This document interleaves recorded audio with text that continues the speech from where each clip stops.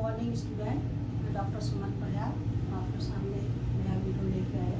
पहले हमने पिछले वीडियो में रिप्रोडक्शन की एलगी के रिप्रोडक्शन की बात की थी और एलगी में रिप्रोडक्शन हमने बताया था कि 3 तरह के होता है: vegetative reproduction, asexual reproduction and sexual reproduction. Vegetative reproduction के जितने प्रकार के होते हैं वो हम डिस्कस कर चुके हैं पिछले वीडियो में। आज इस वीडियो में हम बात करेंगे asexual reproduction. Asexual reproduction algae में होता है डिफरेंट टाइप के लाइक स्पोर्स के द्वारा होता है। और स्पोर्स जो हैं वो एलगी में जो प्रोटोप्लाज्म है उसके सेल्स के अंदर के वो बराबर हिस्सों में कई हिस्सों में डिवाइड हो जाता है और वो हर छोटा हिस्सा में भी नेकेड उसका मेम्ब्रेन बन जाती है। वो एक यूनिट जो बन जाती है वो स्पोर्स कहलाते हैं। और स्पोर्स वो है बिना फ्यूजन के वो इंडिपेंडेंटली किसी नए प्लांट को डेवलप करने में उसमें कैपेसिटी होती है। तो एलगी में कई प्रकार के स्पोर्स पाए जाते हैं, जैसे कि स्ट्रक्चर एंड फंक्शन के हिसाब से एलगी में स्पोर्स कई प्रकार के होते हैं।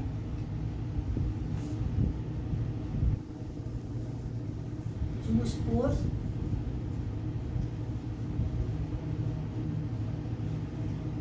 एप्नोस्पोर्स,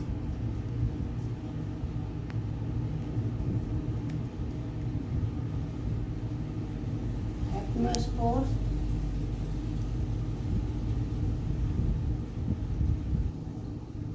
इग्नाइट्स,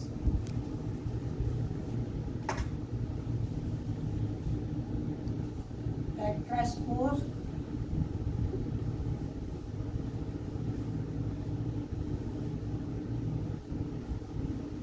ऑटोस्पोर्स, ऑब्जोस्पोर्स,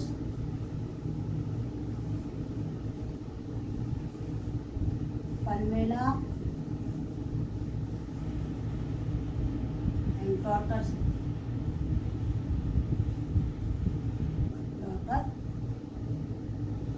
कॉलम। ये डिफरेंट टाइप के स्पोर्स के द्वारा एसेक्सुअल रिप्रोडक्शन होता है एलगी में,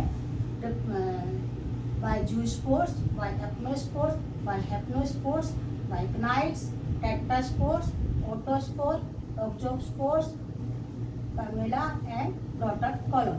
तो सबसे पहले बात करते हैं बाय जूस। तो जूस्पोर्स हैं वो ऐसे स्पोर्स जो कि मोटाइल होते हैं। मोटाइल मतलब जिसमें कि फ्लैजला प्रेजेंट हो। फ्लैजला प्रेजेंट है, तो ऐसे स्पोर्स जिसमें कि फ्लैजला प्रेजेंट है वो जूस्पोर्स कहलाते हैं। तो जो एलगी एक्वाटिक एलगी है उनमें ये स्पोर्स पाए जाते हैं। किसी भी सेल्स में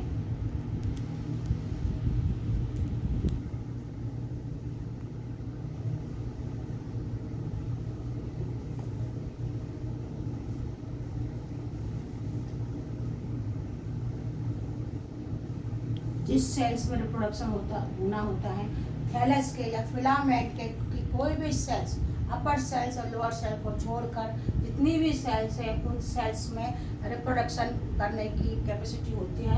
तो कोई भी सेल जिसमें कि रिप्रोडक्शन होता है वो एज ए जूस्पोरेंजिया की तरह काम करने लगता है और उसका जो प्रोटोप्लाज्म है वो कई हिस्सों में डिवाइड हो जाता है और उसमें स्पोर्स मेम्ब्रेन बनने के बाद में उसमें फ्लैजला निकल आते हैं और फ्लैजला निकल के बाहर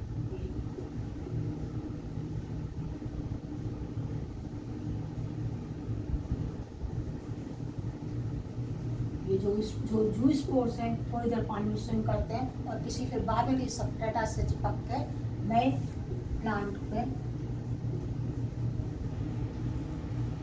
थैलस को जर्मिनेट कर देते हैं। इस तरह से जूस्पोर के द्वारा नए थैलस का निर्माण हो जाता है।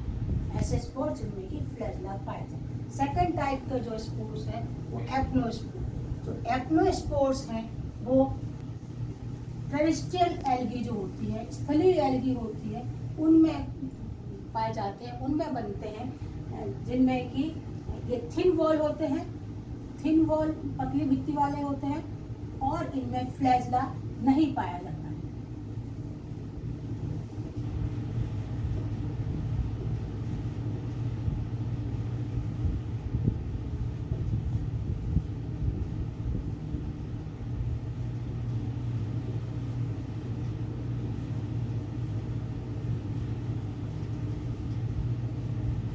ये एप्नोस्पोर भी किसी सक्रिय करके न्यूथैलस का निर्माण कर लेते हैं। थर्ड तरह के प्रकार है वो है हैप्नोस्पोर्स। जो हैप्नोस्पोर्स हैं वो अनफेवरेबल कंडीशन में एल्गियम बनते हैं। जब अनफेवरेबल कंडीशन में बनते हैं, जब पानी की कमी होती है, तब किसी भी सेल्स में जो स्पोर्स बनने के टाइम वो सेल्स में मोटी भित्ति का निर्माण कर thick wall aplanospore thin wall spores, aplanospores thick wall spores हैं। इन स्पोर्स में मोटी भित्ति का निर्माण हो जाता है।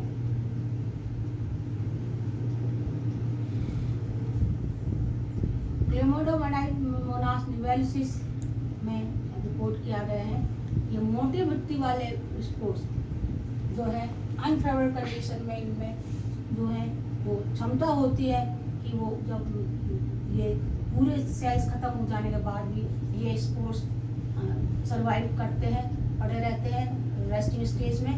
और रेस्टिंग स्टेज में जब फेवरेबल कंडीशन आती है तब ये स्पोर्स जर्मिनेट होके बाहर निकल के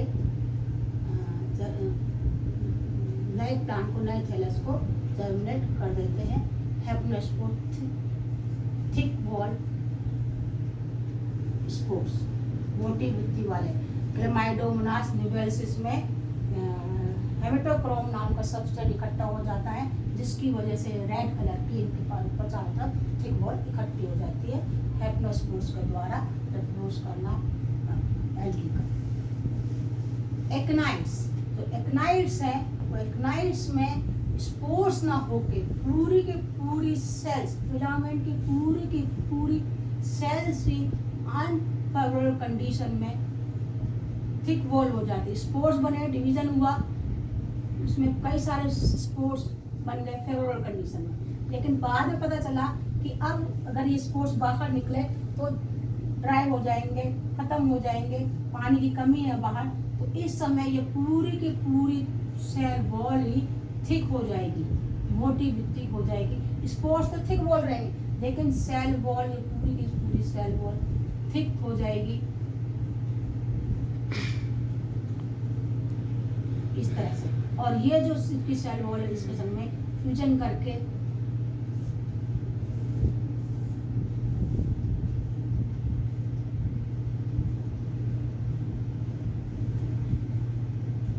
एक चेन की तरह इसमें बन के तैयार हो जाएंगे।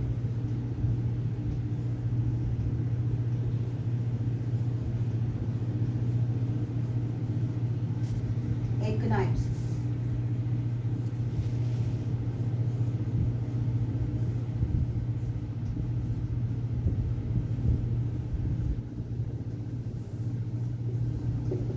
व्हाइट चोरिया में ये पाया जाता है।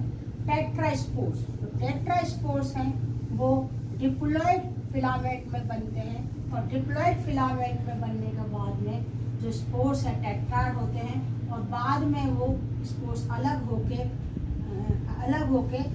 हैप्लॉयड प्लांट्स को डेवलप करते हैं।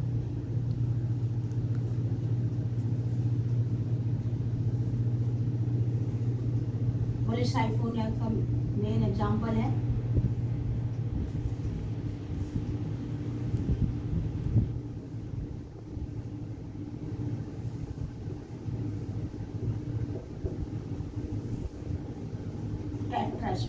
टेट्रास्पोर्स डिप्लॉयड प्लांट, डिप्लॉयड मान के ये 4 हैप्लॉयड स्पोर्स डेवलप करेंगे, और ये 4 हैप्लॉयड स्पोर्स करके नए 4 थैलस बनकर तैयार हो जाएंगे। टेट्रास्पोर्स। Polysiphonia example. ऑटोस्पोर्स, जो ऑटोस्पोर्स हैं वो स्पोर्स सेल्स के अंदर ही पेरेंट सेल्स में ही पूरा का पूरा डेवलपमेंट पेरेंट सेल्स के बराबर हो जाएगा। केवल इसमें अंतर इतना है कि इसका जो साइज है पेरेंट सेल्स की साइज से छोटा साइज होगा, और वो पेरेंट सेल्स के समान ही है, पर इसका सेल का डेवलपमेंट, पूरा का पूरा स्पोर्स का डेवलपमेंट पेरेंट सेल्स के अंदर हो गया, और ये कहलाएंगे फोटोस्पोर्स, पेरेंट सेल के समान।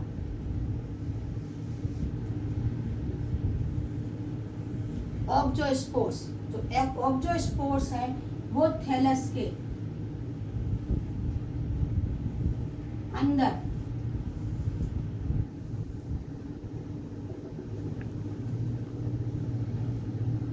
बाहर की तरफ टिप वैसे निकलते हुए डिवीजन होगा, प्रोटोप्लाज्म निकलना चालू होके ये स्पोर्स जो है वो उठ जाते हैं, एपिकल पोर्शन से बाहर मेम्ब्रेन से निकलते हैं ऑक्टोस्पोर्स।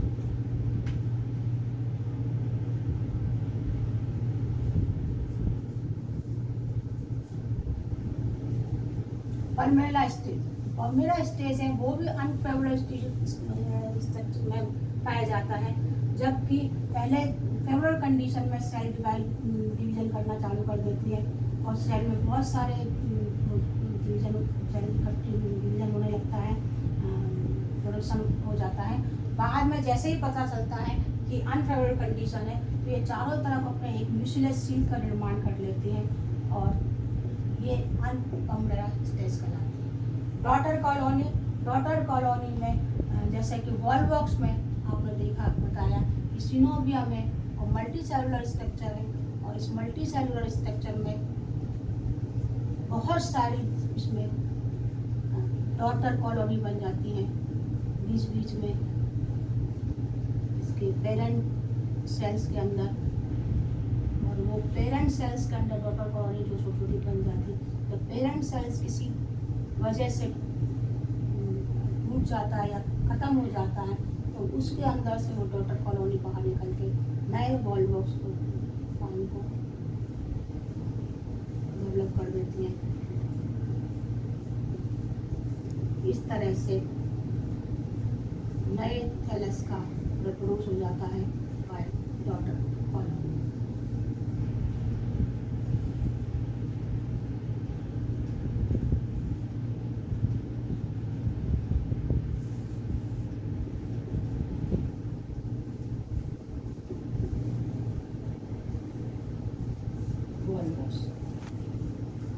तो इस तरह से ये पूरा का पूरा एसेक्सुअल रिप्रोडक्शन किसके द्वारा हुआ? By zoospore, aplanospores, hypnospore, akinete, tetraspores, autospore, auxospore, palmella, daughter colony. इसके अलावा भी इसमें आपको एंडोस्पोर्स के द्वारा भी कुछ उसमें रिपोर्ट किया है एल्गी में। तो ये आपको समझ में, zoospores, motile spores, aplanospores, thin wall, non motile, hypnospores, non motile, thick wall, akinetes, पूरी की पूरी सेल्स थिक वॉल, टेट्रास्पोर्स जो कि डिप्लॉयड प्लांट में डेवलप होते हैं और हैप्लॉयड प्लांट प्रोड्यूस करते हैं, ऑटोस्पोर्स पेरेंट्स के समान ही स्पोर्स जो कि इन पहले ही सेल्स के अंदर उनका स्ट्रक्चर पेरेंट्स के सेल के बराबर होता है और साइज बहुत छोटा होता है। ऑक्टोस्पोर्स जो एपिकल पोर्शन से